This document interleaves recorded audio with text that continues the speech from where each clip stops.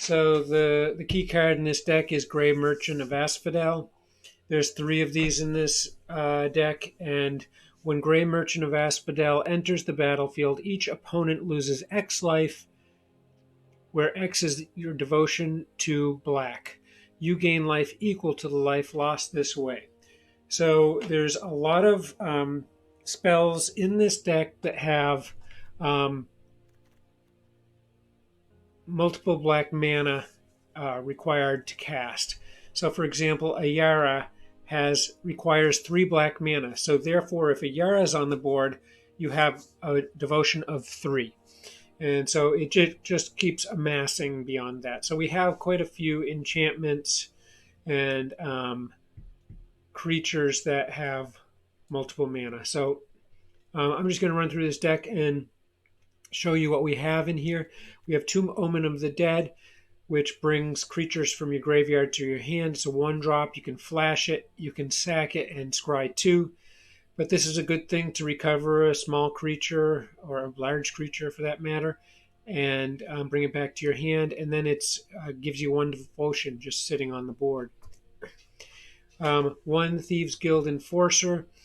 This comes on the board, mills a few cards of the opponent. If the opponent has 8 or more cards in their graveyard, this 1/1 becomes a 3/2 with Death Touch. And whenever another rogue enters the battlefield under your control, each opponent mills 2 cards. There's not a lot of rogues in this deck, but there are a few. 1 Vampire of the Dire Moon, Death Touch, Lifelink, 1/1. 1 Vicious Rumors. Vicious Rumor deals 1 damage to each opponent. Each opponent discards a card, then mills a card. You gain a life. 2 Blood Artists, a 0/1 creature that's a 2-drop. But what it does is whenever Blood Artist or another creature dies, target player loses 1 life, you gain 1 life. So that includes opponent's creatures, which is very important to know here. 1 Sanctum of Stone Fangs, a simple 2-drop enchantment, which every turn this is on the board, you gain a life and the opponent loses a life. It never becomes more or less than that because it's the only shrine in the deck. 1 Timeret, Chosen from Death, legendary enchantment creature, demigod. He's a 2-drop, 2 black drop, so good for your devotion tally. That his toughness is equal to the amount of devotion you have to black. So if things are not going totally awry, you're going to have that second number is going to be a big number, which means this guy's a great blocker. In addition to that, if you're playing against a opponent who is using the graveyard, you can use his ability, pay 2 mana, and exile up to 2 target creatures from graveyards. You gain a life for each creature exiled this way, for every creature card exiled this way. So a little bit of life gain, a little bit of spoiling an opponent that's using the graveyard, and a quick 2-drop with 2 devotion that is a sturdy blocker, which equates to a great value. Only have 1 of these because it's legendary, so you can only have 1 on the board at a time, and I really had to carefully figure out what was most important because ultimately we want to stay alive for long enough to get a couple of asphodels off, and also be leeching the opponent's life total as well if possible. So we've got some cards to do that. I mean, Blood Artist and Sanctum of Stone Fangs, those 3 cards there help that cause quite a bit. So then we have 3 Ayaras. This also helps in that way. This is also legendary. You can only put 1 on the board at a time. But he's a 2/3. That's 3-drop. All 3 required black mana. Great for devotion. Whenever another black creature enters the battlefield under your control, each opponent loses a life and you gain a life. You can also use this as a bit of a card draw engine by sacking another black creature and drawing a card. You can do that specifically if you have Blood Artist on the board to kind of put the final wraps on a game as well. Bloodthirsty Aerialist. 2 of these. Every time you gain life, you put a +1/+1 counter on this. This flyer can get big quick. Good to have a little flyer representation in any deck. 3 Murderous Riders for taking creatures and planeswalkers off the board, and a lifelink creature to again get you over the hump to get, while you're waiting for Asphodel, build up your land, your life a little bit. Also requires 2 black, healthy for devotion as well. 2 Underworld Dreams. We have decks built around this card, and Peer into the Abyss, where you're, that's a great combination. We don't have Peer into the Abyss in this deck. It's not really what we're doing, but this does help our cause to kind of be leeching the life of an opponent, especially a spell-heavy deck where they're drawing a lot of cards, like a blue deck or a blue-red deck. So that's a great thing. There's 2 of them, has huge devotion kick too, with the 3 required black mana. Couldn't be without Veto in this deck, because you have a lot of life gain, life loss kind of thing going on, and this just amplifies the life loss for an opponent. It also gives you the opportunity to give all your creatures lifelink using its mana ability. And there's a backup plan, Avenue to Victory in here as well. We'll get to that. Extinction Event, you know how much I love this card. This is one of those cards that if you're kind of new to Magic on Arena, this is a card to invest in. It just worked so well in so many black or black and other color combination decks, allowing you to exile a creature with converted mana cost of a chosen value, either even or odd. So it really can put you at an advantage there. 3 of them.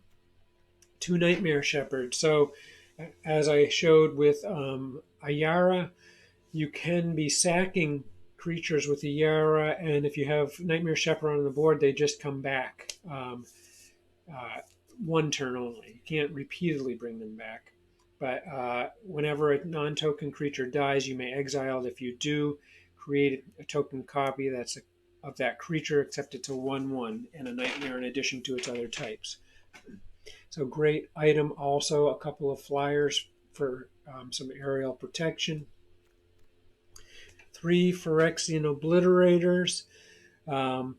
This is an amazing card. Really, people do not like to attack you when this is on the board unless they have flying, because when they do, they lose. Any damage dealt to Ferexian Obliterator means that the opponent is sacrificing that many permanents. 3 of these.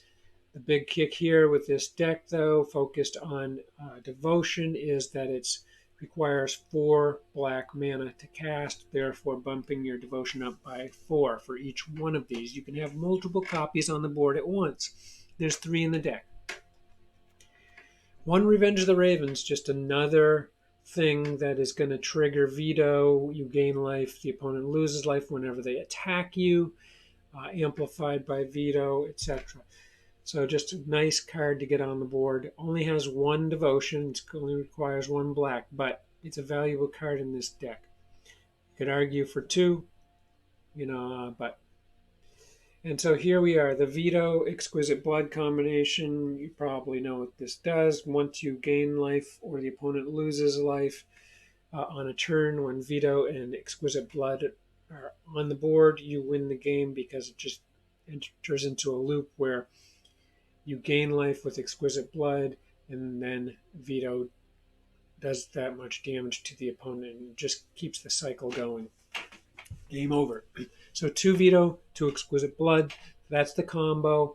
It's really not the primary avenue to victory in this deck.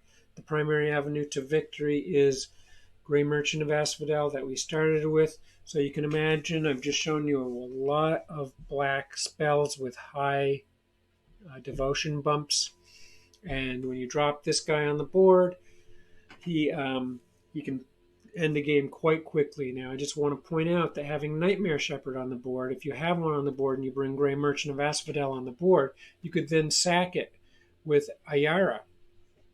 And he would just come back and repeat the process. Nightmare Shepherd would exile him. He'd come back as a 1/1, but it would do the same amount of damage again. And you'd gain the same amount of life again. So that's kind of a nice possible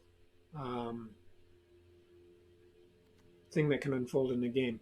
So then Liliana Dreadhorde General. This can also be an avenue to victory. This card, if the opponent cannot remove this card and it is allowed to grow,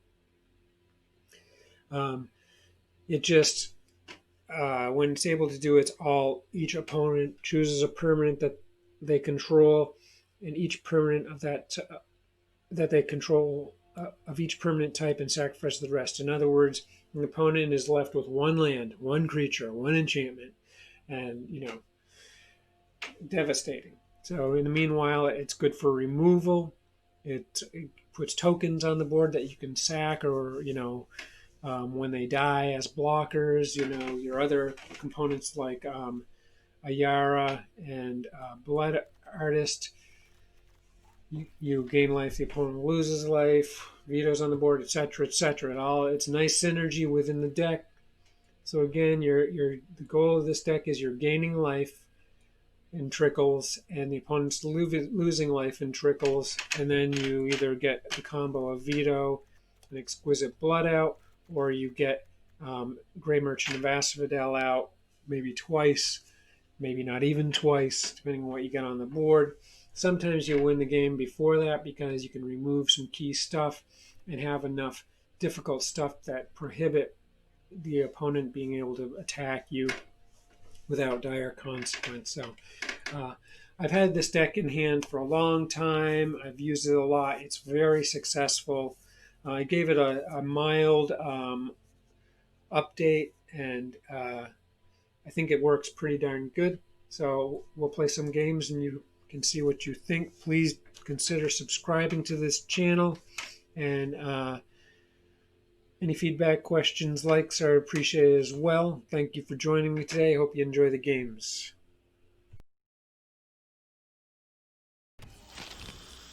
Glad I just picked up an additional life.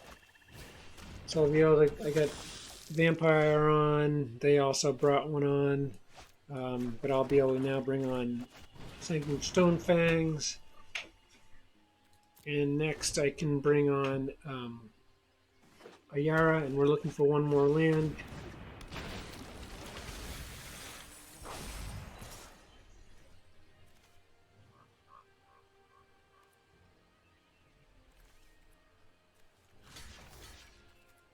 I'll trade that off. Okay. This is interesting. I think we'll bring up Ayara.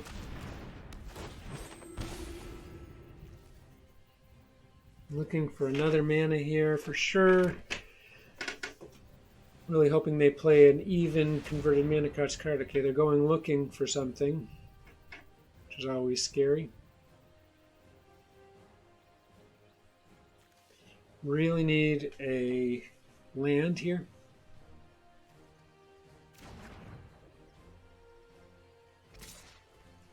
Interesting choice. Okay, we did not get a land. That is really unfortunate. We'll just come on in with Yara.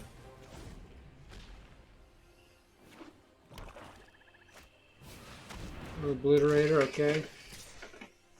So some similar tools in hand for them.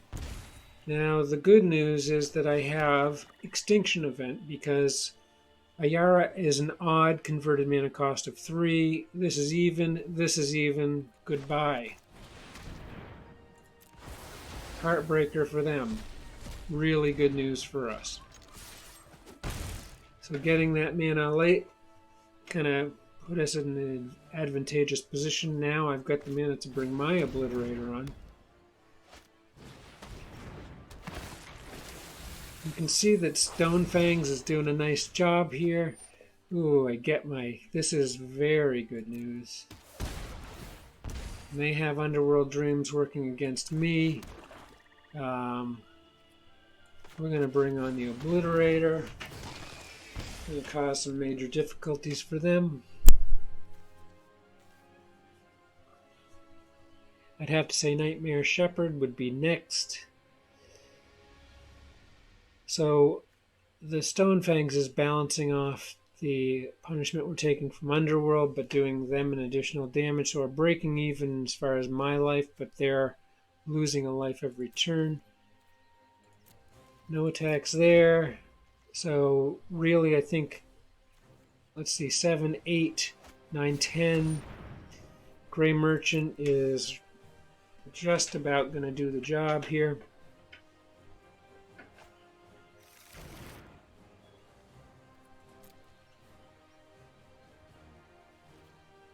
We're in a great spot. The question is, what is best to play? We get another land. I think what we're going to do is put up the Shepherd. Just picking at them here. I don't like waiting too long, but I can win the game next turn, I do believe. Well, Exquisite Blood. Okay. So that'll be gaining them life as Underworld Dreams does me damage. So now we're at an exactly equal stance as far as the non-combat damage goes. And I don't want to screw around here because they could very well have a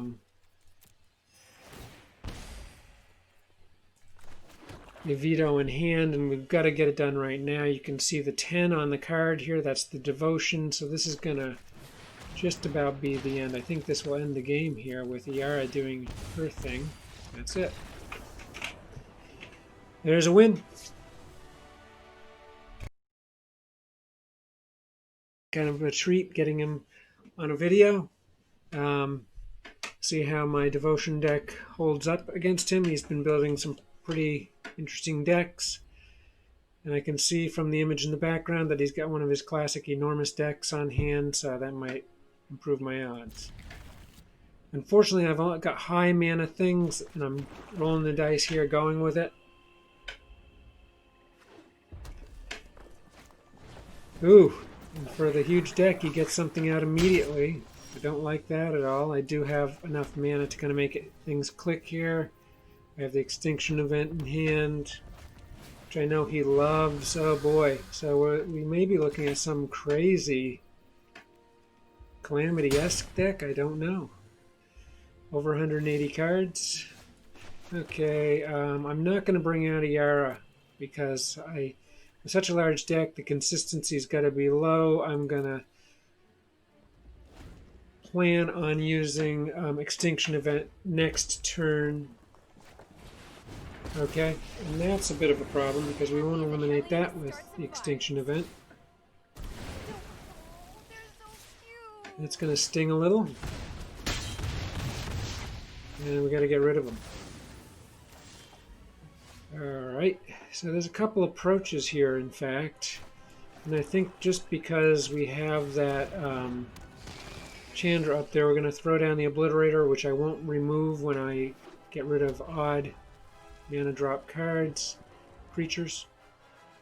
So now this presents a bit of a challenge for him.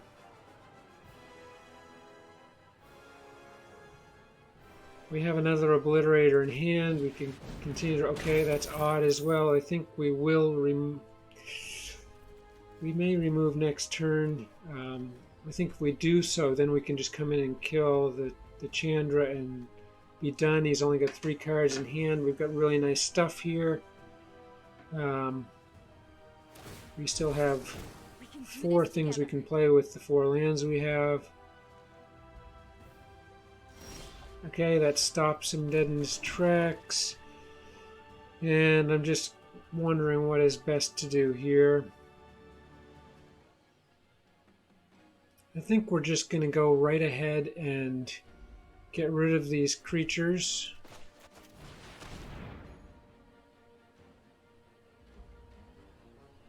And then come in and get rid of the Planeswalker. And we'll just considering the number of cards in the deck, we're going to hope that he doesn't have anything too hot with synergy in hand. He does have 4 lands on the board.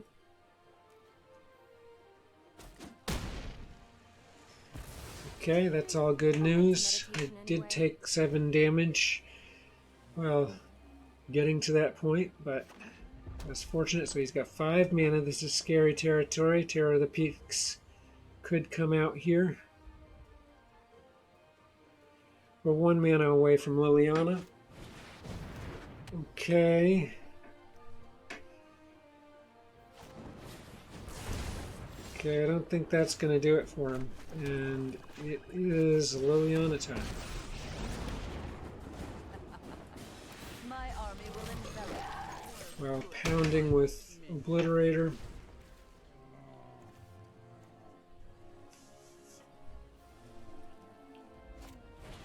Ooh, okay, that's a card. That is a tough card. Your end has arrived. Alright, so I think... Let's see what's best here. I think what we should do is put on the Shepherd. And then discard 2 cards. Which is going to hurt bad, but my Obliterator will come back in a lesser form. I'll find a use for you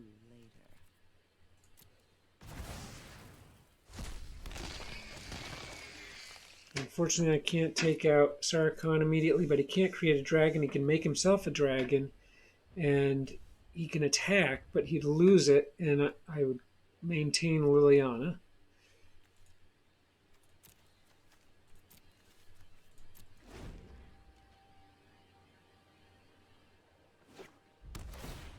Okay, scary amount of mana on the board here for the opponent. They are Okay. coming. I don't...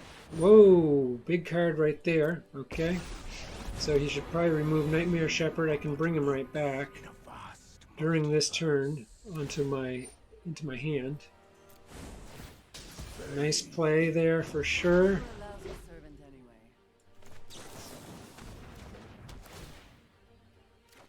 You wouldn't know I'm playing a devotion deck at this point.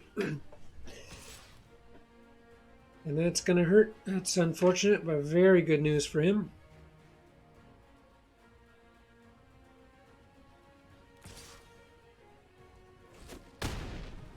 And I can see he's debating here I am with the exhausted.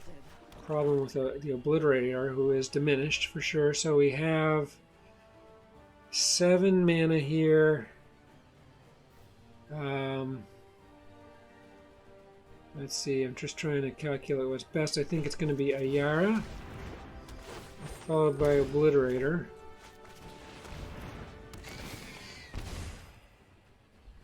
And we're just going to come right in at Ugin, and we'll see if he blocks and loses a permanent.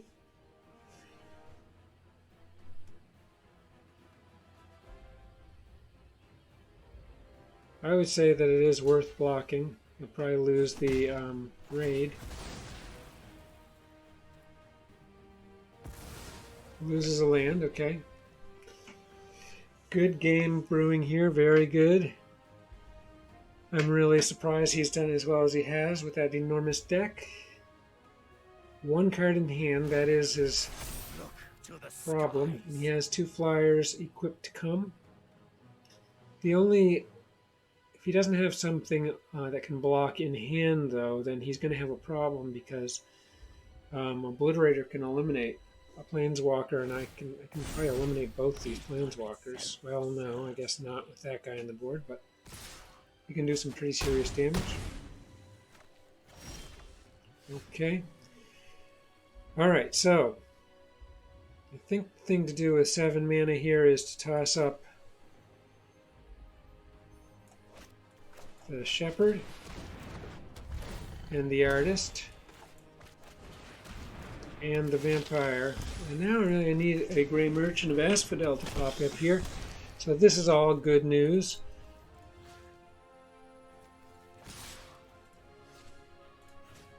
I think that they will block a Yara here. They don't want to touch. This will hurt. They don't want to touch the Obliterator. So that'll get them another card in hand. Yeah.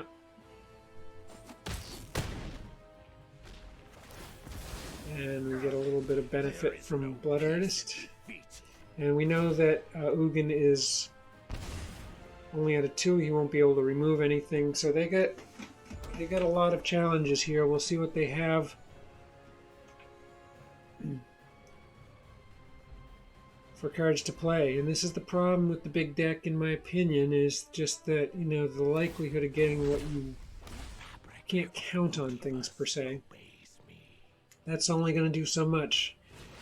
Okay, well that's something. And unfortunate for them, I do have removal.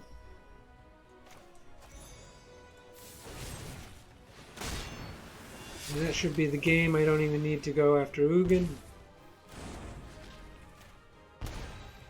But I'll throw up the veto just to put the icing on the cake.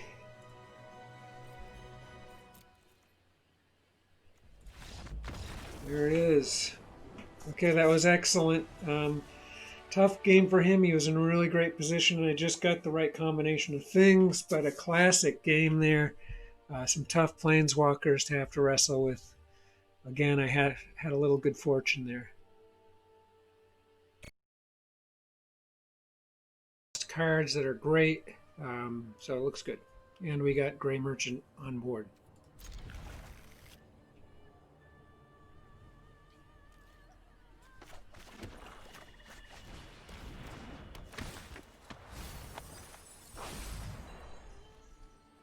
Get rid of a Garruk there, that's great.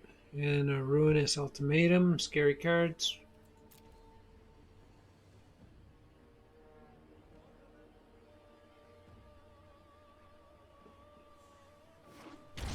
They're going to think we have a discard deck here after seeing the Vicious Rumor followed by the Thieves.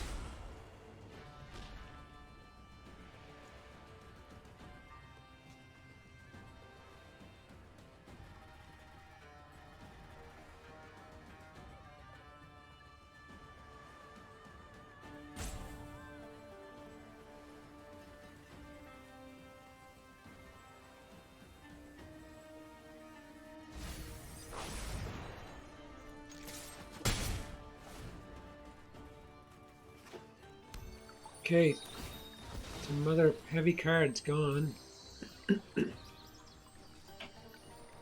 Fable Passage making things a little bit slow. And I'm tempted to put a Yara down, but I think I'm going to go with Underworld Dreams. This is great. I've got a second one in hand, so we're going to be picking at them pretty incessantly here. Then if we can get a couple of lands, we could be in outrageous shape for a quick kill with Gray Merchant of Asphodel. Oh, another land, that's terrific. Put up the other Underworld Dreams.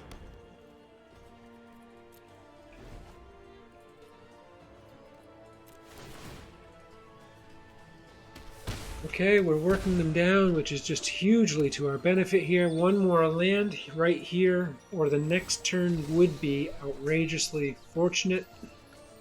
What would also be fortunate is if a Yara can survive this following turn. Okay, that's not good news for us. Now. Okay. The unfortunate thing is the Dream Trawler is going to gain them quite a bit of land here. It also draws cards too, which will trigger the Underworld Dreams, which is good. Will offset to some degree their gains. So at this point we have 11, 12. We will do 12 damage to them. I'm tempted to run Omen of the Dead. It would be foolish though, but it would give me one more devotion point. So right now I'm at 12. That would put it to 13. Would kill them, but you know they're going to come in with Dream Trawler, I'm pretty sure.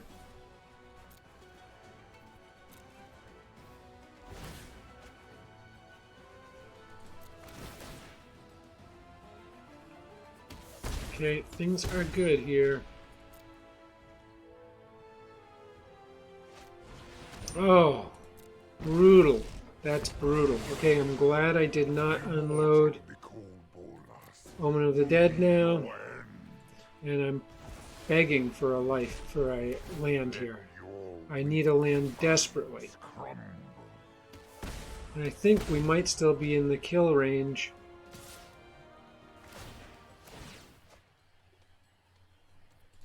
See, there's the extra card draw. Does bump up his